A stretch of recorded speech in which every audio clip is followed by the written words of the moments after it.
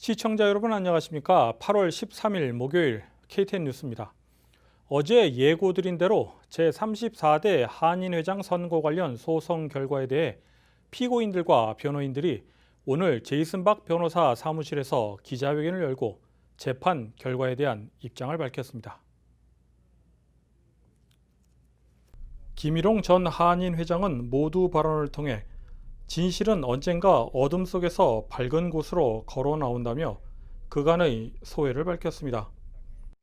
한인회는 이번 소송과 관련하여 모든 증거 서류를 법원에 제출하고 이번 선고가 하자 없이 진행되었다는 것을 주장하였고 법원은 재판을 통해 이를 공정하게 판결하여 주었습니다. 진실은 언젠가는 어둠 속에서 밝은 곳으로 걸어 나옵니다. 거짓과 음해로 날조하여 사실을 호도하는 것은 정직한 방법이 아닙니다. 한인회가 그동안 진실된 사실을 말하지 않았던 것은 재판 중인 관계로 우리 측 변호사님께서 재판이 마무리된 뒤에 사실을 밝히라는 조언이 있었기 때문입니다. 김 전 한인회장은 소송 중 있었던 불편한 심정도 드러냈습니다. 소송이 진행 중임에도 불구하고 몇몇 언론과 단체 카톡방을 통해 원고 측의 일방적인 주장을 사실 확인 없이 보도하고 또한 많은 허위 사실이 유포되었습니다. 예를 들어 한인회가 공탁금을 갈취했다느니 작물을 가지고 있다느니 경찰에 신고하여 한다느니 늑다리 종자들이라는 인격 모독적인 언사도 아무런 거리낌 없이 자행하였습니다. 제34대 한인회장 선거관리위원회 어영갑 전 위원장은 김기수 전 부위원장에 대해 언급했습니다. 선관위원회에 들어와서 일을 했길래 접촉의 양반들한테 가서는 이 얘기를 해주고 이쪽에 헛돼서는 이 얘기를 해주고 심지어는 저한테 그런 얘기까지 해요. 나는 이제 여기 선관위원 그만두고 뭐 다 끝난 둔데고 접촉편에 들어서서 같이 싸우겠다 이런 얘기를 해요. 이런 뜬따지 같은. 근데 나 이 양반에 대한 그 정체를 모르겠어요. 제이슨 박 변호사는 기자회견을 마무리하며 누구 입장이 진실된 것이냐가 중요한 부분이라고 강조했습니다. 그 원고 당사자 한 분이 언론에 계셔서 그분의 말씀이 굉장히 크게 들렸는데 이 누구 말이 크게 들리는 게 중요한 게 아니고 누구 입장이 진실된 게 중요했던 것 같습니다. 또한 이번 소송에 대한 재판 결과가 나왔으니 향후 한인의 활동이나 한인사회 발전에 지장이 없기를 바란다고 덧붙였습니다. KTN 뉴스 스티봉입니다. 오늘 KTN 뉴스 초대석은 지난 7일 귀넷 슈퍼리어 법원 로라 테이트 판사의 판결 관련 김일홍 전 한인 회장님을 모시고 얘기 나눠보겠습니다. 안녕하세요, 회장님. 예, 반갑습니다. 네. 제33대 애틀란타 한인회장 김일홍입니다. 반갑습니다, 네. 여러분. 그동안 마음고생들이 심하셨을 텐데 지난직 피고 측에 관해서 재판 소식이 결정됐습니다. 이번 재판 결과에 대해서 어떻게 생각하시는지 소감 한 말씀 부탁드리겠습니다. 예, 그동안 저희 한인회를 믿고 이렇게 성원하여 주셨던 우리 동포 여러분들에게 진심으로 감사 말씀드리고요. 어쨌든 지난 소송 과정에서 우리 한인 사회에 걱정을 끼친 거에 대해서는 제가 동포 여러분에게 죄송하다는 말씀 드리겠습니다. 하지만 또 이번 기회를 통해서 한인회가 봉사단체로서 앞으로 더욱 우리 동포 여러분을 위한 그런 활동을 하지 않을까 그렇게 생각을 합니다. 이번 재판 결과가 원고 측 기각 결정이 내려졌습니다. 특별히 원고 측이 항소를 할지 여부는 아직 미정인데요. 앞으로 재판이 어떻게 진행될 것이라고 예상하십니까? 예, 그래서 저희는 이번에 어쨌든 승소 판결을 받았기 때문에 이번 결정에 대해서 재판부의 결정에 대해서 저희는 받아들이고 또 그쪽에서 또 뭐 항소라든지 뭐 이런 말이 나오는 거는 사실입니다. 그렇지만은 제 개인적으로 볼 때는 항소라는 것은 뭐 원고 자유겠지만은 새로운 증거나 또 재판부의 법리 판단이 잘못됐다거나 뭐 이런 측면에서 항소가 가능한 걸로 알고 있습니다. 그래서 항소는 좀 이런 부분에서 새로운 게 나오지 않으면 힘들지 않을까 그렇게 생각을 하고요. 물론 원고 측에서 결정을 해서 항고를 한다고 하면은 또 저희는 또 그에 대한 대응을 해야 되겠죠. 네. 끝으로 한인 사회에 특별히 언급하실 얘기 있으시면 한번 이번 기회에 얘기해 주시기 바랍니다. 예, 여러분도 아시다시피 이번 소송건에 대해서 이게 사실과 거리가 먼 말들이 굉장히 많이 있었습니다. 그런 부분은 제가 굉장히 안타깝게 생각하고요. 저희 한인회 측에서는 그동안에 하고 싶은 말도 많았지만은 서로가 또 이렇게 재판에 있는 과정에서 또 변호사와 이렇게 상의하는 과정에서 저희 입장을 충분히 발표를 못했었습니다. 그렇지만은 요번 다음 기회에 가까운 시일에 저희가 한인의 입장을 정확하게 다시 한번 우리 동포 여러분들에게 이렇게 사실을 말할 수 있는 기회를 갖고자 합니다. 그래서 여러분들께서 그때 저희가 그동안의 사실관계에 대해서 올바르게 판단하실 수 있도록 저희가 기회를 만들 테니까 여러분들께서 많은 그런 기대를 가져주시면 고맙겠습니다. 지금까지 김일홍 전 한인 회장님과 함께 이야기 나눠봤습니다. 감사합니다. 고맙습니다. 계속해서 다음 소식입니다. 우편 투표를 반대해온 트럼프 대통령이 경기 부양법안에 연방 우정국을 지원하는 내용이 포함되어서는 안 된다고 발언하며 이미 난항을 겪고 있는 협상에 조건을 추가했습니다. 김용선 기자가 보도합니다. 어제인 12일 트럼프 대통령은 정기 브리핑을 통해 경기 부양법안에 우편 투표 지원을 포함시키는 것에 반대한다고 밝혔습니다. 민주당 주도로 지난 5월에 하원을 통과한 히어로즈법에는 연방 우정국 USPS에 250억 달러를 지원하는 내용과 선거 운영에 36억 달러를 지원하는 내용이 포함되어 있습니다. 공화당이 발표한 힐즈법에는 우편과 관련된 내용은 포함되어 있지 않습니다. 트럼프 대통령은 민주당이 전 국민 대상의 우편 투표를 도입하기 위해서 예산을 요구하고 있다고 말하며 해당 예산을 막을 것이라고 발언했습니다.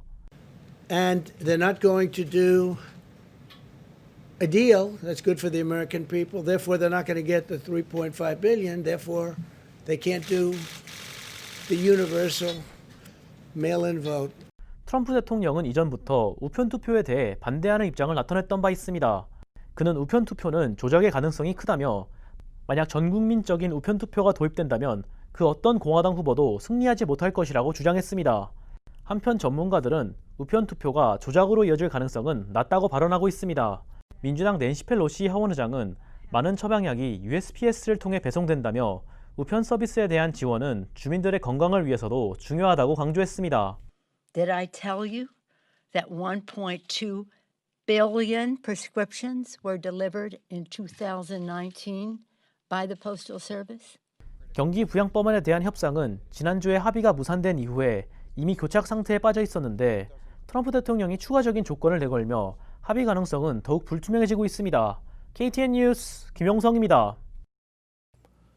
코로나19 팬데믹은 사람들의 육체적 건강뿐만 아니라 정신적인 부분에도 막대한 악영향을 미치고 있습니다.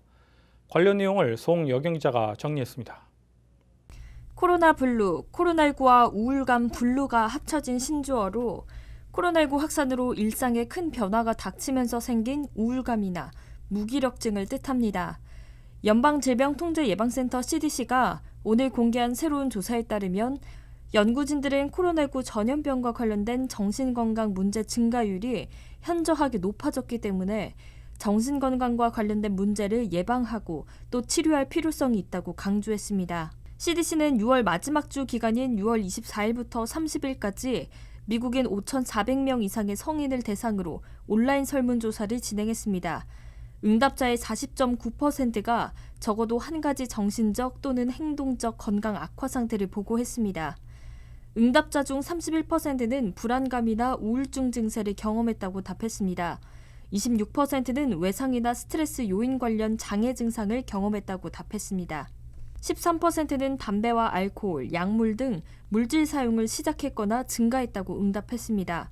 11%는 지난 30일 동안 자살을 심각하게 고려했다고 밝혔습니다.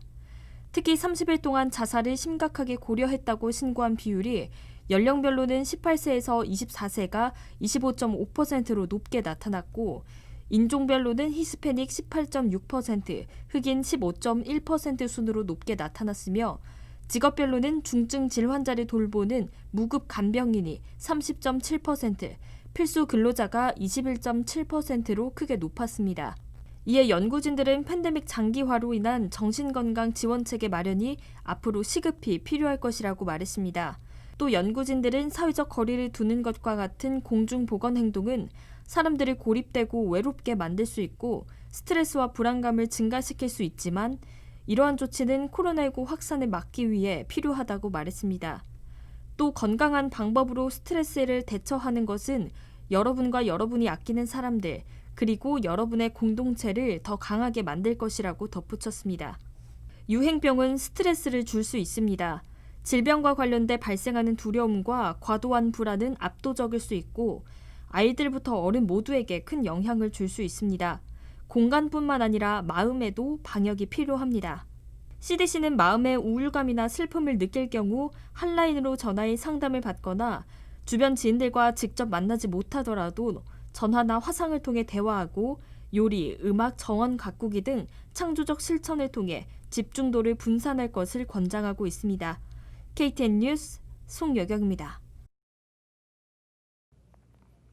브라이언 캠프 주지사는 카이샤 바텀스 애틀란타 시장에 대한 소송을 취하했으며 바텀스 시장이 경제 제재를 1단계로 되돌리는 지침을 포기했다고 밝혔습니다.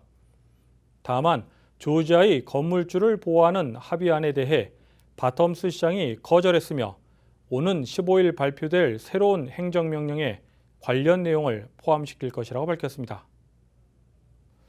캘리포니아의 한 여성 경찰관의 선행이 화제가 되고 있습니다. 관련 내용을 송여경 기자가 보도합니다.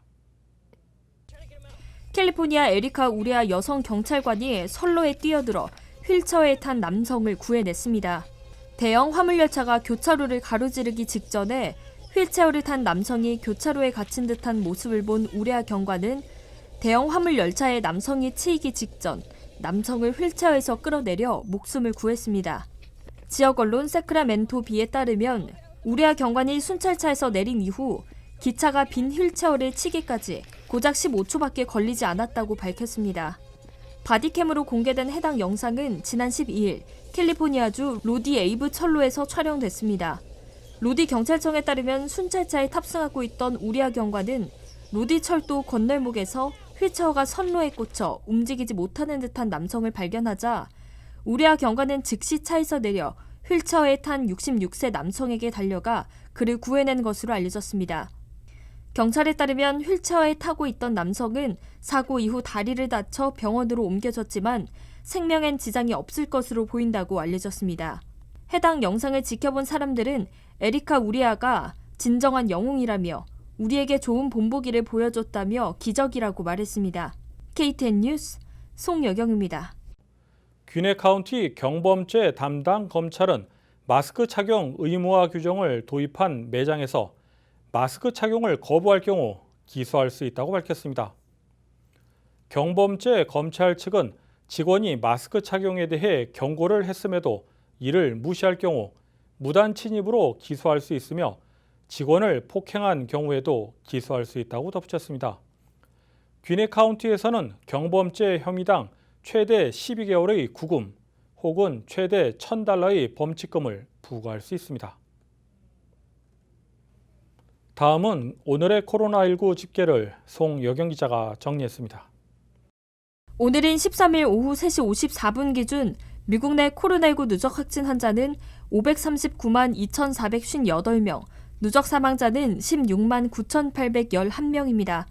어제 하루 동안 신규 확진 환자는 5만 4,345명 늘었고 신규 사망자는 1,386명 증가했습니다. 어제 주별 신규 확진 환자는 캘리포니아, 플로리다, 텍사스, 조지아주 순으로 많았던 것으로 집계됐습니다.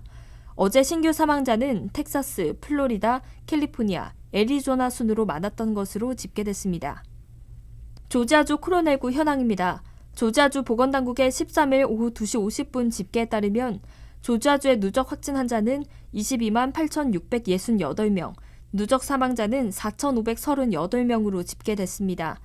어제 하루 동안 신규 확진 환자가 2,674명 증가했고 신규 사망자는 83명 증가했습니다. 다음은 카운티별 집계입니다. 풀턴 카운티 누적 확진 환자 21,373명, 누적 사망자는 462명입니다. 귀넷 카운티 누적 확진 환자 29,900명, 누적 사망자는 282명입니다. 디켓 카운티 누적 확진 환자 14,563명, 누적 사망자는 251명입니다. KTN 뉴스 송여경입니다. 누구 말이 크게 들리는 게 중요한 것이 아니고 누구 입장이 진실된 것이냐가 더 중요하다. 오늘 기자회견에서 나온 말입니다. 진실된 목소리에 더욱 귀 기울이는 한인 사회가 되길 바라며 8월 13일 KTN 뉴스를 모두 마칩니다. 시청해주신 여러분 고맙습니다.